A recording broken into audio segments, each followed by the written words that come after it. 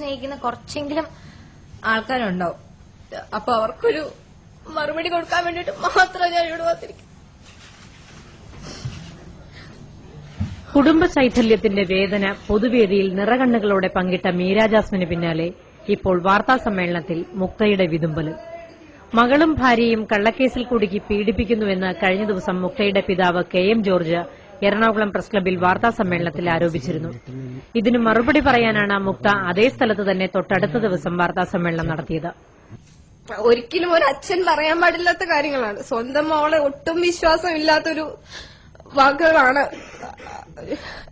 അപ്പൊ പറഞ്ഞത്. അപ്പ കഴിഞ്ഞ ദിവസം പറഞ്ഞായിരുന്നു, എന്റെ അങ്കിൾമാരും അമ്മയാണ് എന്നെ കൊണ്ടുപോയി ചീത്തയാക്കുന്നത്. ഈ ഫിലിം ഫീൽഡിൽ വന്നിട്ട് വേണ്ട ഒരു പെൺകുട്ടിക്ക് ചീത്തയാവാനായിട്ട്. അപ്പോ അല്ലാതെ തന്നെ എന്ത് വഴി വേണമെങ്കിലും സ്വീകരിക്കാവുന്നതാണ്. അപ്പൊ എന്റെ അമ്മ എന്റെ കൂടെ എല്ലാ സമയവും ഉണ്ട്.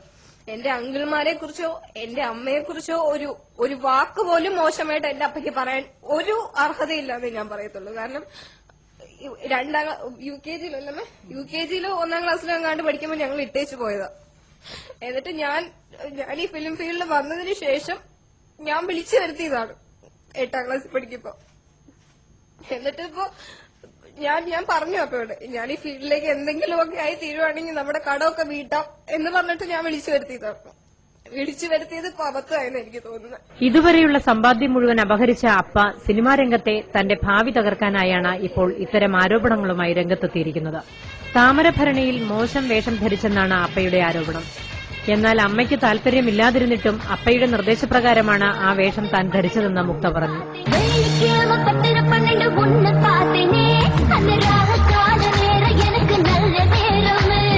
தண்ணியால எனக்கு ஒன்னும் கண்டமில்லையே, ஒரு தண்ணியால கண்டமின்னு தெரியவில்லையே.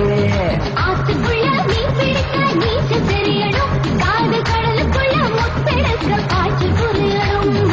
അമ്മ സാലിയും വാർത്താസമ്മേളനത്തിനുണ്ടായിരുന്നു. ഒരുപാട് സഹിച്ചതാണ്, ഇനി സഹിക്കാൻ